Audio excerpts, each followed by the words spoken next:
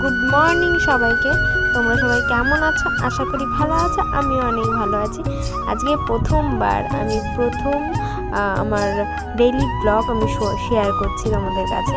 আজকে সকাল থেকে আমি সন্ধ্যা পর্যন্ত কী করি তোমাদের কাছে যেটুকু পারবো সেটুকু তুলে ধরার চেষ্টা করব।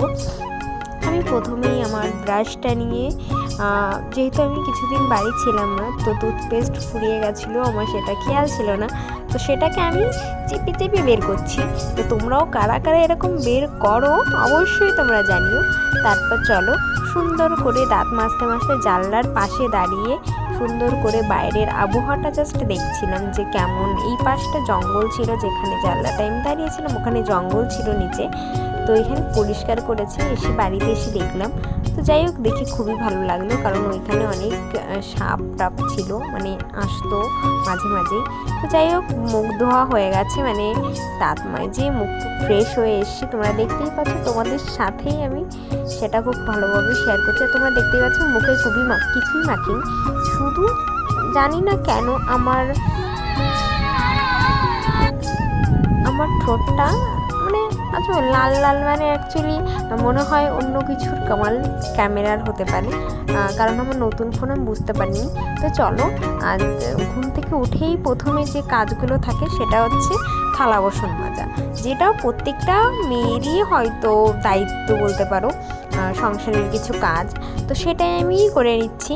তোমরা দেখতেই পাচ্ছ প্রচুর জমা হয়েছিল, মানে রাত্রের আর কি ডিউটিতে গেছিলো, সেই বাটি ঘুটি সবই ছিল। তো সেইগুলোই আমি টুকটুক করে মাজছি। মাজার পর মাজা হয়ে গেলে আমি সকালে কি খাই, মানে প্রথমত কি খাই তোমাদের কাছে সেটাই শেয়ার করব। আমি আজকে 2-3টে ব্রেড সেঁকেছিলাম এবং তার সাথে কলা ছিল, তো আমি ব্রেড এবং কলাটা খুব সুন্দর করে খেয়ে নিয়েছি। তারপরে আর কি ব্রেডটা খেয়ে তো আমি বাদবাকি কী করলাম তোমাদের কাছে সেটা মানে শেয়ার করা হয়নি। আজকে আমি রান্না করেছিলাম হচ্ছে এটা খাওয়ার পর আমি রান্না করেছিলাম আজকে নিরামিষ এবং পটল ভাজা এবং পটল বাটা। তোমরা কারা কারা পটল বাটা খেয়েছো অবশ্যই তোমরা জানিও।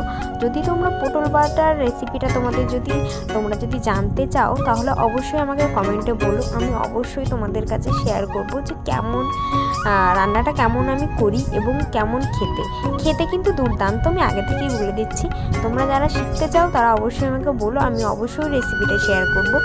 আর ভিডিওটা যদি তোমাদের খুব ভালো লেগে থাকে তাহলে প্লিজ একটা লাইক এবং একটা শেয়ার করে দিও।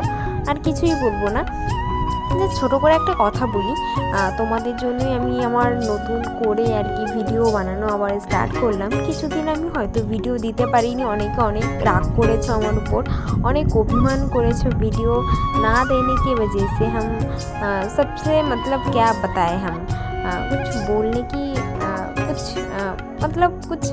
কিছু বলারই নেই। তোমরা বুঝতেই পারছো যে আমার শরীরটা সত্যি খুবই খারাপ ছিল, তার জন্য ভিডিওগুলো দিতে পারিনি। তো তোমাদের কাছে এখন থেকে রোজ দিনই আমি ছোট ছোট করে ব্লগ এবং ছোট ছোট ভিডিও শেয়ার করব। ভিডিওগুলো যদি তোমাদের সত্যি ভালো লেগে থাকে তোমরা